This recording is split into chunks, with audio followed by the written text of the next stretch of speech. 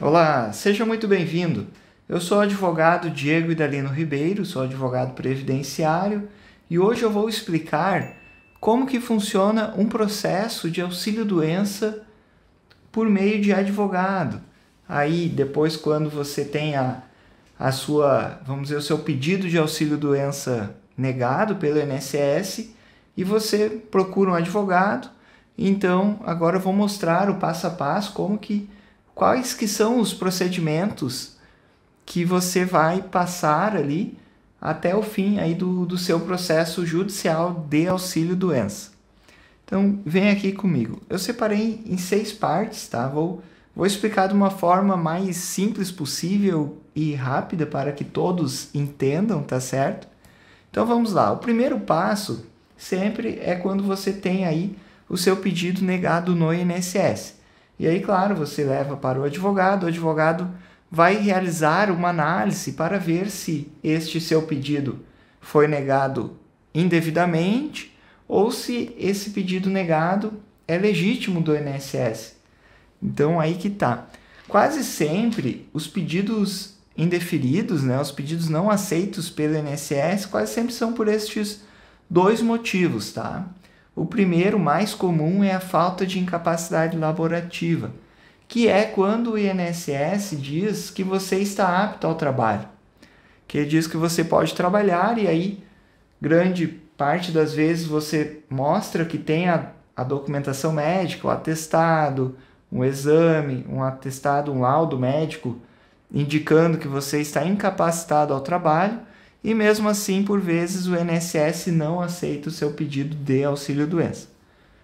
Um segundo motivo também bem comum do INSS não aceitar o seu pedido de auxílio-doença é quando você não tem as contribuições corretas, tá? Que aí ele nega ou por falta de qualidade segurado ou carência. Carências são aquelas 12 contribuições mínimas que você precisa para solicitar ali, para ter antes do início da sua incapacidade. Então você ficou doente, ficou sem poder continuar trabalhando, você tem que ter essas 12 contribuições anteriores a essa data. Claro que a gente sabe que tem algumas exceções, tá? Por exemplo, tem situações de doenças graves ou acidente que não precisa dessas 12 contribuições.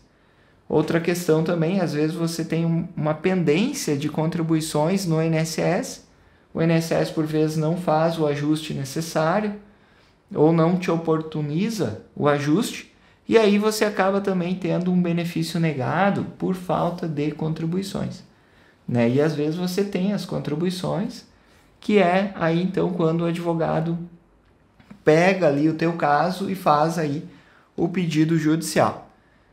Que é o quê? Que é o segundo passo, que é quando o advogado entra então com um pedido judicial mostrando que você teve um pedido negado injustamente no INSS. Então ele entra com um pedido aí para reverter esta decisão.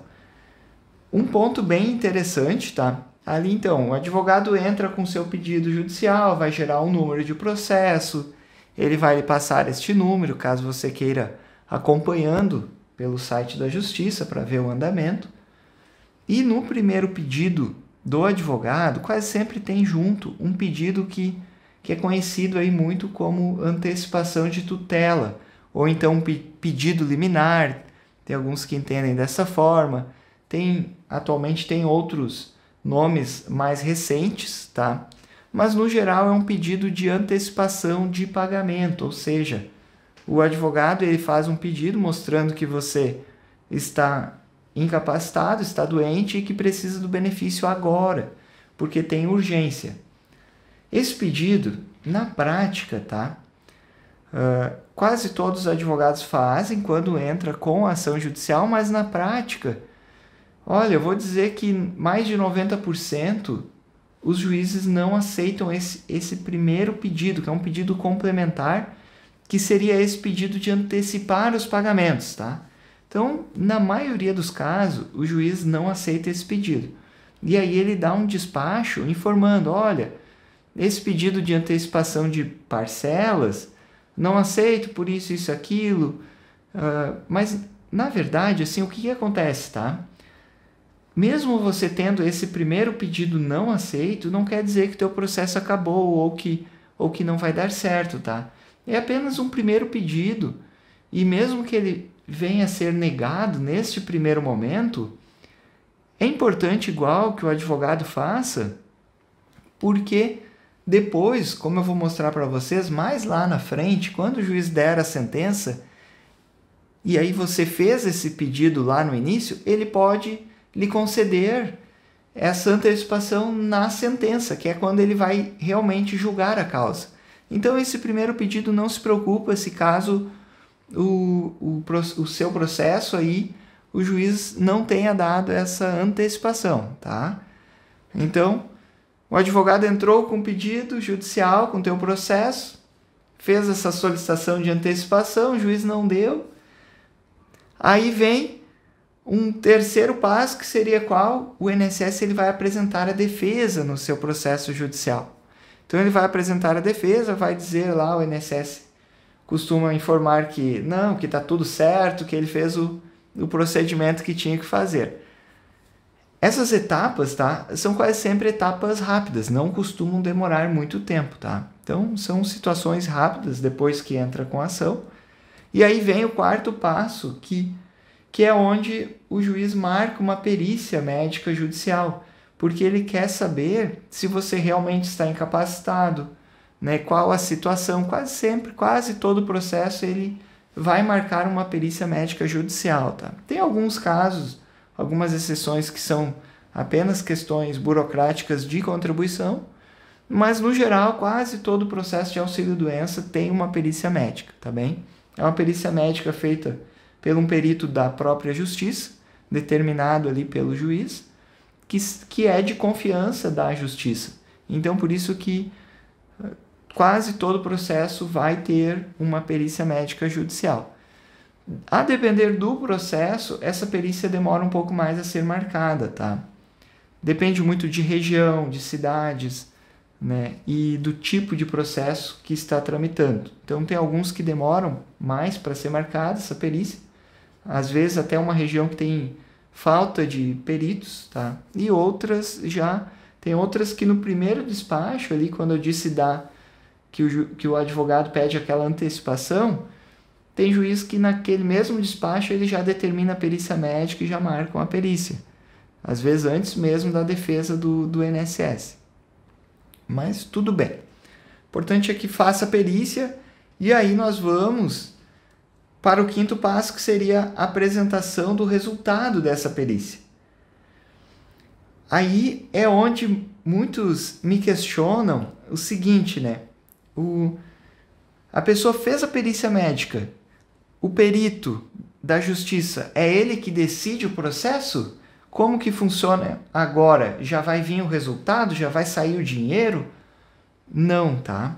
Diferente da perícia do INSS, quando é uma perícia lá no INSS que não é na justiça, aquela perícia do INSS, você faz a perícia, o perito no outro dia já dá a resposta e o perito mesmo decide se você tem o direito ao benefício ou não tem, né? Aqui no processo judicial, não, tá, gente? Como que funciona? O perito ele faz a perícia e, no geral, ele tem 20 dias para apresentar o laudo dele. Esses 20 dias podem ser prorrogados pelo juiz, porque às vezes tem cidades que está com falta de peritos e o perito acaba fazendo muitas perícias e aí, por vezes, ele atrasa essa apresentação do resultado dele, tá? Mas, no geral, entre 20 a 30 dias, ele tende a apresentar o resultado dele. Só que o resultado dele vai para o processo judicial. E o resultado dele não é o que vai definir totalmente o processo. Não vai liberar dinheiro neste momento. Mas como assim, Diego? Mas por quê?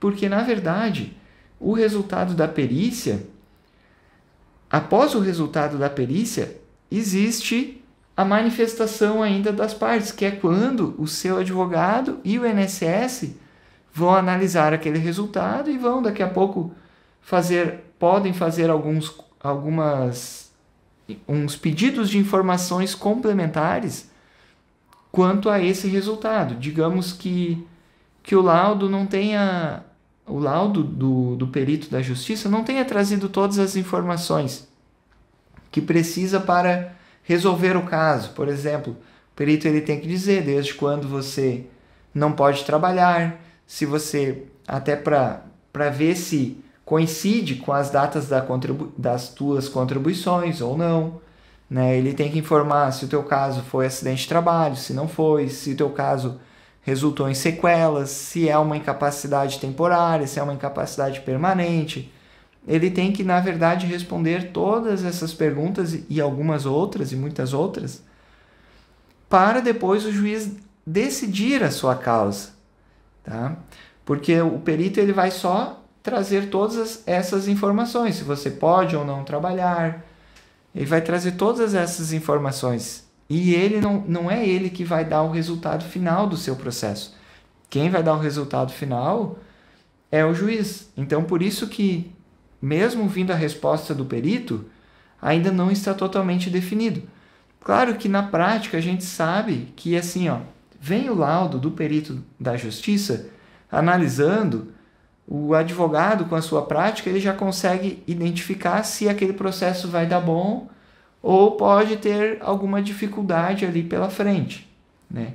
Inclusive, quando o laudo coincide com as informações, dá tudo, informa que você está incapacitado, coincide ali com as contribuições, muitas vezes o próprio INSS ele oferece uma proposta de acordo, mas aí compete ao seu advogado, junto com o cliente, analisar se aquela proposta é viável aceitar ou não. Que às vezes o INSS oferece uma proposta de valor menor, por exemplo, né?